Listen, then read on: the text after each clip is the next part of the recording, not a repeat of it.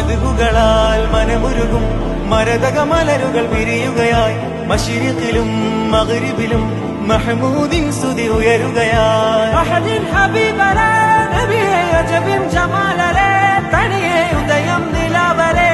എന്റെ സീതരേ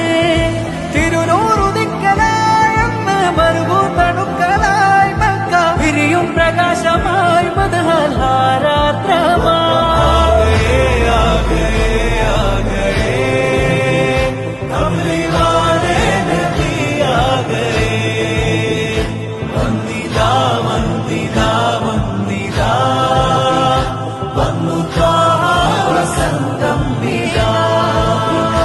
ലോകമാകെ പടക്കാൻ സബബാനബി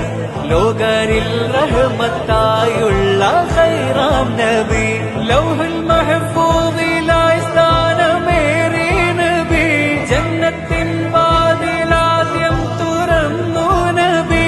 ഒന്നിച്ച